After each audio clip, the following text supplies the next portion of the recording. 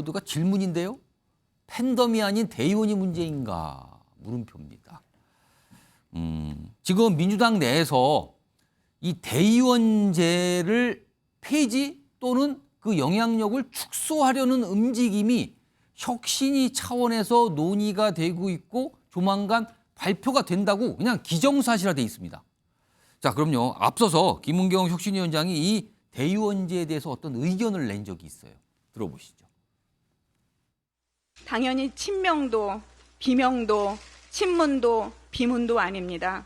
일부 강성 당원의 요구, 기득권 세력으로부터 전락한 현역 국회의원들의 이해에 대해서 한치의 관심도 없습니다. 폐지가 될지 어떤 식으로 유지가 될지는 지금 저희들이 굉장히 심각하게 논의 중에는 있습니다. 그 무엇도 혁신의 대상이 될 수 있다라고 하는 건 제가 처음 시작할 때 천명했던 바이고 국민의 눈높이로 이 문제를 해결하고 싶습니다. 대표님, 저희 그 대의원제 폐지 얘기가 혁신안에서 나온다고 하는데요. 이거 좀 어떻게 보실까요? 대의원제 축소 관련해가지고 김영계 의원님들도 계속 반발하고 계시는데 이 부분 대해서는 좀 어떻게 생각하실까요? 대표님 참여랑 관련해서 한마디만 좀 부탁드릴게요. 저희가 그 대의원제 축소 때문에 저희 뭐 개파 갈등도 우려된다 이런 얘기 있는데 좀 어떻게 보실까요? 정치인들 지금 저렇게 많은 질문을 받는데도 아무 얘기를 안 하는 것도 쉽지 않을 것 같지만 오늘도 사실은 뭔가 답을 하기가 곤란해서 그럴 것 같기도 합니다. 사실은 민주당 혁신위원회가 혁신안에 대해서 오늘 뭔가를 발표할 예정이었는데 그거를 10일로 미뤘어요. 일단 이틀 뒤로 미뤄졌는데 그중에는 대의원제에 대한 내용이 있는데 그게 축소 또는 영향력을 아주 많이 줄이는 이런 게 들어가 있다. 지금 정치권은 그렇게 알려진 상황이거든요. 자, 이 상황과 관련해서 민주당 내에 상반된 목소리가 있습니다. 들어보겠습니다.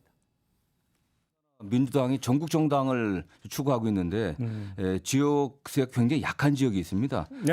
그런 지역의 어쨌든 배를 위해서도 대의원제는 유지해야 되는데 다만 전당대회에서 대의원들의 표가 너무나 그 권리당원보다 그 비율이 높기 때문에 그런 부분들의 조정은 좀 필요한 게 아닌가 생각을 하고 있습니다. 대표가 그만두는 상황을 가정하는 것이 아니라면 굳이 대의원제 폐지 문제를 지금 거론할 이유가 없다. 그러니까 저도 그게 궁금한 겁니다. 오히려 이재명 대표님을 대표로서의 그 위치를 흔드는 거라고 저는 생각이 들어서. 그러니까 한쪽에서는 이거 대의원제 전당대회에서 너무 권리당원 일부 당원들에 비해서 너무 영향력이 셉니다. 대의원 한 명의 영향력 이거 줄여야 돼요. 이쪽에서는 갑자기 이걸 왜 들고 나옵니까? 지금? 왜 그러는 거죠? 의도가 있나요? 이렇게 좀 뭔가 다른 의견이 나오고 있는 겁니다. 화면 좀 볼까요? 자, 그러면은 궁금한 지점이 있어요. 전재수 의원님, 저 화면을 좀 봐주시고 답을 좀 주시면 좋겠는데 지금 민주당 여러 가지 혁신 얘기 있고 바뀌어야 된다는 얘기 있잖아요. 근데 지금 민주당의 가장 큰 문제가 강성 팬덤의 문제입니까? 아니면 대의원제입니까? 두 가지를 비교하면 뭐가 더 지금 바꿔야 되는 문제입니까? 저 두 개가 핵심적인 문제는 아니라고 생각합니다. 둘 다 아니다. 둘 다. 근데 왜 이렇게 둘 다 가지고 문제긴 문제인데 저 둘을 해결하면은 지금 민주당의 혁신이 완벽하게 되냐? 그건 아니라는 거죠. 그건 다른 문제. 그럼 두 가지를 비교하면 어떤 게 더 비중이 있어 보여요? 글쎄, 강성 팬덤의 문제는 뭐 어제 오늘의 일이 아니고 뭐 지금 현재도 이제 지속되고 있는 현상이고 지적을 받고 있는 거고. 대의원제는 사실은 지금 이 시점에 대의원제를 과연 당내에서 논의를 해야 될 만큼 여유가 있을까라는 생각이 약간 그럼 대의원제 얘기라는 건 좀 한가해 보인다는 말씀인가요? 대의원제는 조금 이제 핀트가 좀 안 맞습니다. 왜냐하면 지금 민주당이 혁신을 하는 것은 결국은 내년 총선이거든요. 그렇죠. 그러니까 내년 총선이라는 링 위에 올라가기 위해서는 그러니까 몸을 만들어야 되는 거죠. 군살도 좀 빼고 몸도 좀 가볍게 하고 근육도 좀 키우고 말하자면 이것이 이제 혁신인 것인데 근데 대의원제는 당직 선거입니다. 그러니까 당 대표를 뽑는다든지 뭐 또 최고위원을 뽑는다든지 이거거든요. 그러면은 내년 4월 총선이 끝나고 난 뒤에 내년 8월 이후에 전당대회를 해서 당 대표를 뽑는다든지 당의 지도부를 뽑게 돼 있는데 굳이 지금 대의원제가 왜 이게 왜 논란의 이 시점에? 예, 그렇습니다. 그래서 그렇기 때문에 이게 이 국면에서 이 시점에서 대의원제가 그렇게 급한 사항이 아니다. 그런 이제 말씀을 드리고, 그리고 더 중요한 것은 민주당 혁신위원회가 지금 혁신위원장이 논란을 만들고 논란을 키우고 그 논란이 지속되고 있는 상황 때문에 그렇습니까? 혁신이 잘 안 되고 있는데 예. 사실은 국정감사가 끝나고 대개의 경우 총선 시간표에 맞춰보자면 예. 국정감사가 끝이 나고 난 뒤에 찬바람이 불 때 이거는 여야를 막론하고 총선을 치르기 위해서 강제된 혁신이든 아니면 자발적 혁신이든 혁신 경쟁이 벌어지게끔 돼 있거든요. 그렇죠. 그런데 이제 민주당이 너무 빨리 시작을 하고 그러다 보니 그리고 혁신위원회가 가지고 있는 여러 가지 한계가 부딪히고 이러다 보니까 예. 지금 혁신위원회가 잡초가 되고 있는데 이거는 뭐 이런 식으로 일단락이 될 거라고 봅니다. 결국은 국정감사 끝나고 정기국회가 마무리될 시점에 찬바람이 불면 국민들에 의해서 강제되는 혁신과 또 당내 분출하는 어떤 예. 자발적인 혁신 노력들이 저는 조만간에 있을 거라고 생각을 합니다. 그때 되면 정말로 급한 혁신 과제들을 발굴을 하고 그 혁신 과제들을 해결하기 위해서 노력하지 않을 정당은 없다, 그렇게 생각을 합니다. 일단 요거 정미경 전 최고위원하고 박원석 전 의원 의견 들어보겠는데, 정미경 전 최고위원님, 지금 전재수 의원님께서 지금 대의원제 이거 급한 거 아닌데요라고 말씀을 하셨는데, 지금 민주당 혁신위원회는 10일에 이 내용을 발표할 것으로 거의 기정사실처럼 알려지고 있거든요. 이거를 왜 지금 주제로 어떤 결정사항으로 혁신안으로 꺼냈다고 제3자의 시각으로 보시면 이유가 어디 있다고 보십니까? 그러니까 전재수 의원님은 아마 얘기 못 할 거예요.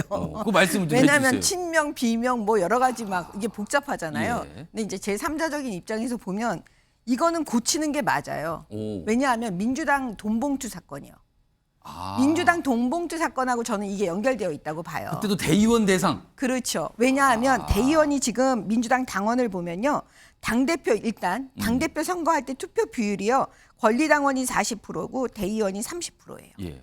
그러면 대의원 30% 엄청난 비율이죠. 예. 근데 그 대의원의 표 가치가요. 권리당원보다 60배 이상으로 받아요. 대의원 한 명이 권리당원 60명의 가치를 갖는다. 네. 바로 그 지점이에요. 그러면 돈봉투를 누구한테 많이 줄까요? 만약에 돈봉투를 돌린다고 하면요. 거기다 한 명 주는 게 낫겠네요. 그렇죠. 그럼 대의원이 집중적으로 그게 이유였다. 대상이 돈봉투 될 수 의혹 사건의 있다라고 이유는. 예. 그렇죠. 보여질 수가 있잖아요. 오. 그렇기 때문에 저는 그 혁신위에서는 당연히 이 문제가 할만하다. 할만하죠. 이게 안 나오면 이상하잖아요. 예.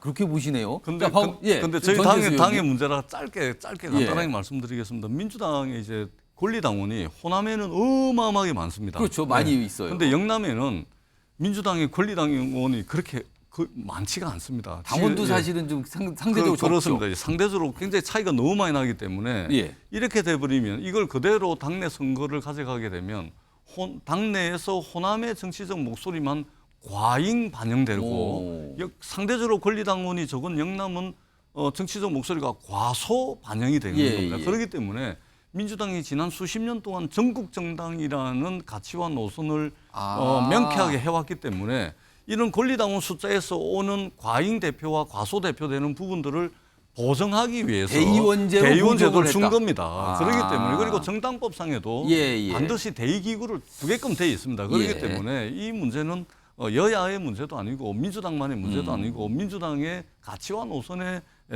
해당하는 문제이기 때문에 이런 이제 이야기가 있다는 것도 아울러서 말씀드리겠습니다. 박원석 의원님, 근데 대의원제 폐지는 앞서서 사실은 이재명 대표의 강성 지지층들이 주장했다. 또 이런 지적까지 나온단 말이에요. 그래서 이게 같이 마치 민주당 내 개파 싸움에서 또 그 전선으로 비춰지거든요. 이거 그 점이 핵심이죠. 사실은 그런 강경 지지층의 강한 요구사항에 대해서 일종의 소원 수리를 하고 있다, 혁신위가. 그러니까 지금 대의원 제도의 취지, 그러니까 이게 지지층이 전국적으로 고르지 못하고 지역적 편중이 나타나는 걸 보완하기 위해서 이 제도를 뒀는데 그게 지나치게 표의 등가성을 침해하는 문제는 조정을 하면 돼요. 적절한 그 비율에 수준에서. 그런데 그 시점이 지금이냐. 왜 전당대회를 하필 지금 앞두고 있는 이걸 것도 하려고 아니고. 하냐. 근데 저는 당내에서 누가 이 얘기를 하는지를 보면 됩니다. 당내에서 이거 폐지를 주장하는 분들이 있어요. 지금 현역 국회의원들 중에. 그런 분들이 아마 뭐 포스트 이재명을 준비하는 분들인 것 같아요. 근데 그분들이 또 강경 지지층들하고 굉장히 맞닿아 있기 때문에 그러면 이게 포스트 이재명이면 전당대회를 통해서 치룰 수도 있다. 라는 지도부에 들어가는 게 거기에 관심을 두신 분들. 예. 그러니까 이게 누가 이거 폐지를 주장했는지 찾아보시면 됩니다. 금방 답이 나옵니다. 그래서 아마 그게 또 강경 지지층의 목소리와 맞닿아 있기 때문에 예. 지금 시기적으로 혁신의 우선순위에 이게 올라올 일이 없는데 예. 올라오고 있는 것 같고 진짜 민주당이 혁신해야 될 것은 국민들의 민심과 멀어지게 된 혹은 민주당의 역사와 전통하고 다르게 민주주의의 원칙을 흐트러뜨리거나 파괴했던 문제들이 있습니다. 대표적으로 지난 총선 때 위성정당을 만들었던 거예요. 그리고 이에 대해서 방지 장치를 두겠다라고 예. 이재명 대표가 지난 대선에 선거 공약을 제시를 했습니다. 예. 근데 그 뒤로 지난번 교섭단체 대표 연설에서 그렇고 예. 1년 동안 지금 정개특위가 공전되는데 진도가 못 나가고 있는데 민주당이 바뀐 입장이 없어요. 그래서 민주당이 정말 혁신을 말하려면 최소한 지금이라도 현행 선거 제도 하에서 위성정당 방지 조항 정도라도 그게 더 민주당이 급하지, 지금. 앞장서서 관철시키는 게 진정한 혁신이지 당내에 지금 급하지도 예. 않은 이런 어떤 뭐 개딸들이라든지 일부 정치인들의 이해가 걸려 있는 이런 문제를 가지고 혁신위가 왈가왈부하는 것 자체가 예. 지금 저 혁신위가 진짜 민주당에 필요한 혁신을 고민하는 혁신일까 예. 의심케 하는 대목이죠.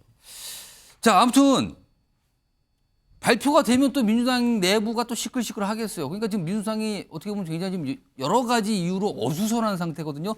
이런 와중에 오늘 이재명 대표가 한 가지 일정이 있었는데 그 일정요. 좀 곰곰이 좀 봐야겠습니다. 영상으로 준비되어 있습니다. 보시죠.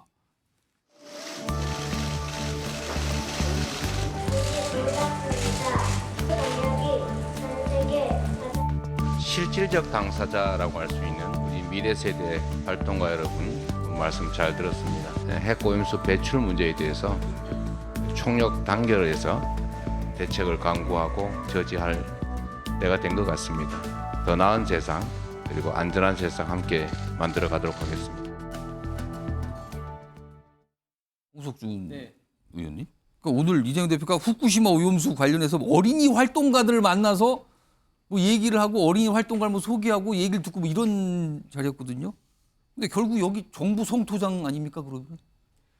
지금 이재명 대표는 지금 본인의 사법적인 리스크 때문에 사실 정신이 아마 없을 겁니다. 지금 돈봉투 19명 민주당 의원들도 개인적으로 만나면 완전히 정신이 없는데 지금 이재명 대표에 관련된 게 지금 공직선거법부터 해서 대장동 성남 FC라든지 예. 최근에 또 쌍방울 또 백현동 앞으로 또 정자동 이렇게 뭐 완전히 삼각파도에 있던 예. 사법 리스크가 몰려오고 있지 않습니까? 그래서 조금 전에 기자들이 물어도 대답을 안 하는 이유가 상당히 그런 어떤 질문이 민감하기도 하지만 그런데 정신 쓸 어떤 여유도 없는 거죠. 오늘 저 자리는 사실은 어떻게 보면 좀 아동 활동가 저는 이름조차도 어린이 활동가 뭐 이런 표현이었단 예, 말이에요. 이름도 지금요. 사실 생소한데 저렇게 이제 정신이 없는 상황에서 그래도 상대적으로 부담이 정말 가장 없는 아동들, 어린이들하고 저런 어떤 걸 하는데 근데 아니 주제가 저는 참 이게 예. 어이가 없는 게 후쿠시마 간담회를 했지 않습니까? 예. 후쿠시마 간담회를 했는데 과연 민주당이 정말 우리 대한민국에 자라나는 어린이들, 청소년들에게 정말 제대로 어떤 과학적이고 합리적인 이야기를 하는가? 뭐 삼중수소라든지 여러 가지 어떤 그런 어떤 그래서 합리적으로 하는 저는 그렇지 않을 것 같거든요. 그러니까 민주당의 어떤 생각으로 어떤 비과학적이고 비합리적인 어떤 이야기를 이 아동활동가라는 어린이들한테 저는 했을 거라고 생각을 합니다. 과연 이게 정치인 이전에 대한민국의 어른으로서 자라나는 어린이들에게 지금 할 행동인가? 저는 그런 면에서 대단히 좀 부적절한 모습이라고 생각합니다. 제가 한 말씀 드리면요. 예. 그 절대로 아이들은 정치인들이 손대면 안 돼요. 마치 아이들을 이용해서 윤석열 정부를 공격하는 그런 모양으로 지금 보이잖아요. 일단 아무리 아니라고 해도 그렇게 비춰지잖아요. 예. 그렇기 때문에 이거는 전부 다 그 우리가 전부 바보도 아니고 다 눈 뜨고 다 보고 있는데 저렇게 애들 동원해서 저렇게 하는 거 저러면 안 됩니다. 정말 벌 근데 받습니다. 이거는 사실관계를 좀 확인해 봐야 됩니다. 예. 저게 그 부모들이나 저 이른바 이제 아동 활동가라고 하는 친구들이 먼저 저 면담을 요구했을 수도 있어요. 그래서 어느 쪽이 요구해서 저기 자리가 성사됐는지 상호적인 건지를 봐야 되고 지금 국민의힘 말씀하시는 걸 보면 후쿠시마 오염수 방류를 걱정하는 어린이들이 국민의힘에 찾아오면 국민의힘을 안 만나겠다는 얘기잖아요. 아니면 너희들이 틀렸다. 이렇게 아이들한테 훈계하겠다는 얘기지 않습니까? 그게 맞습니까?